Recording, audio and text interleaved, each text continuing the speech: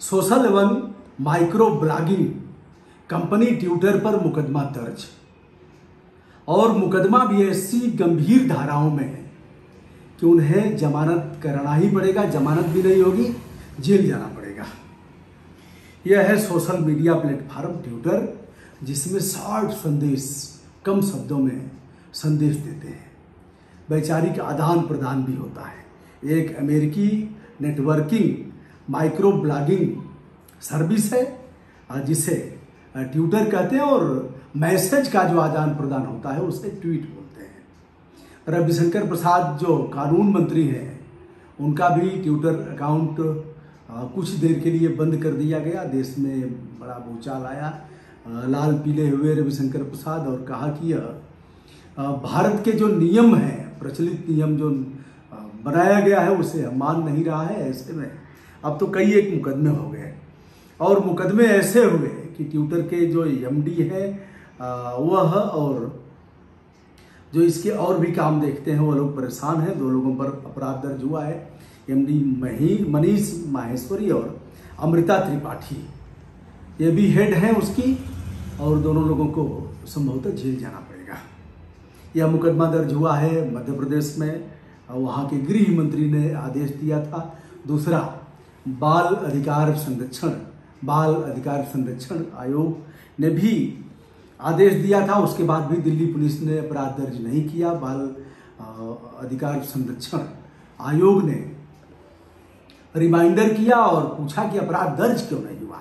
अब अपराध दर्ज हुआ, और ऐसी धाराओं में बच्चों को यौन अपराधों से सुरक्षा कानून, बच्चों को यौन अपराधों से सुरक्षा कानून, जिसे पास्को एक्ट के नाम से जानते हैं, और जो साइबर क्राइम है, साइबर एक्ट है, उसके तहत यह अपराध दर्ज हुआ है। और ट्विटर पर आरोप था कि यह बाल यौनाचार से संबंधित सामग्री परोस रहा था, जिससे गलत संदेश जाएगा और यह आपराधिक कृत्य है।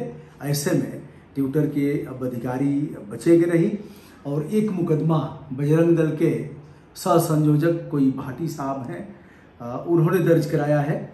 यह खुर्जा कोतवाली है, बुलंदशहर की खुर्जा कोतवाली है। प्रवीण भाटी इनका नाम है, इन्होंने दर्ज कराया है। तो ऐसे में 2 अधिकारियों पर अपराध दर्ज हुआ, और दोनों वरिष्ठ अधिकारी हैं। एक महिला है, एक पुरुष है, और ऐसे में इन्हें कानून की शरण में जाना ही होगा। उस पर हम कोई अलग से वीडियो, आप सभी विज्ञ हैं इस बात से कि किस तरह से ट्विटर को यह कह रहे थे कि आप हमारी बात मानो, और यहाँ आपको अगर भारत में काम करना है, अमेरिकी कंपनी यह भले ही है, लेकिन भारत में इसको भारतीय नियमों के तहत चलना होगा। भूचाल तब आया जब रविशंकर प्रसाद का भी ट्विटर अकाउंट बंद कर दिया गया। तो लगा कि अरे मुझे छेड़ने वाला कौन है जो मेरे साथ ऐसा हुआ।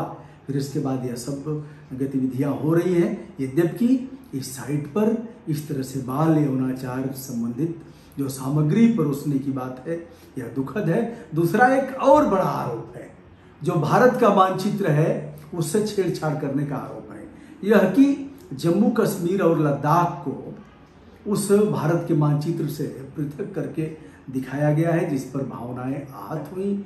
और प्रवीण भाटी, जो भाटी साहब हैं, उन्होंने यह कहा कि हम देख रहे थे और हमने देखा, भावनाएं हमारी आहत हुई। हमारा अविभाज्य अंग है जम्मू कश्मीर और लद्दाख, उसे अलग करके दिखाया गया है, इसलिए हम इस पर चुप नहीं बैठेंगे। खुर्जा कोतवाली, जो बुलंदशहर की एक कोतवाली है खुर्जा, वहाँ अपराध दर्ज हुआ है, अन्वेषण शुरू है, अधिकारियों की तलाश की जा रही है। इसमें किसी तरह से मुझे नहीं लगता, अगर हाई कोर्ट की शरण में जाएंगे, उच्च न्यायालय की शरण में, और अपनी दलील देंगे, तो हो सकता है कि हाई कोर्ट कोई आदेश इस पर करे, या तो क्वेश्चन कर सकता है, या फिर वह इस पर कहेगा कि नहीं, आप संबंधित न्यायालय में जाइए और वहाँ अपनी बात रखिए। ऐसे में यह जो ट्विटर के 2 बड़े अधिकारी हैं, एक वैश्विक मामला है, यह ग्लोबल विषय है।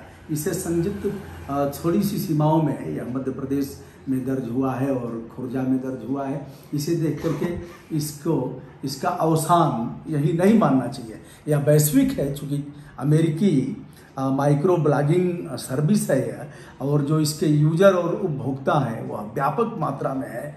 लगातार ट्वीट करते हैं, अपनी बात उचित माध्यम तक पहुंचाते हैं, और मुझे लगता है कि ये एक ऐसी सेवा है, सर्विस है जो उचित माध्यम तक हमारी बात पहुंचाती है, चाहे रेल की सेवाएं हों, चाहे फिर मानव अधिकार से जुड़े हुए मामले हों, या फिर कानून व्यवस्था से जुड़ी हुए तमाम पहलू हों। इस पर ट्वीट करना कम शब्दों में और खट उसका रिप्लाई होना, पुलिस विभाग में भी रिप्लाई इसका होता है, मेडिकल के क्षेत्र में तमाम रिप्लाई हुआ है।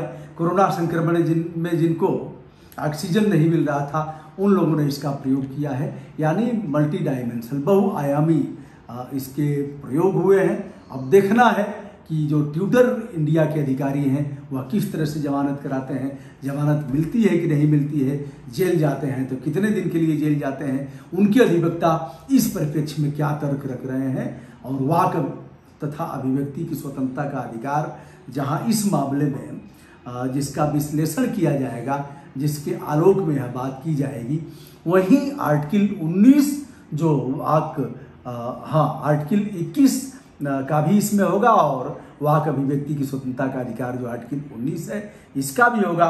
उसी के साथ जो बाल संरक्षण अधिकार आयोग है उसने जो कहा है, जो बाल अधिकार है, उसकी भी बात की जाएगी। विनम्रता के साथ हमारा नमस्कार स्वीकार करिए। बहुत बहुत धन्यवाद।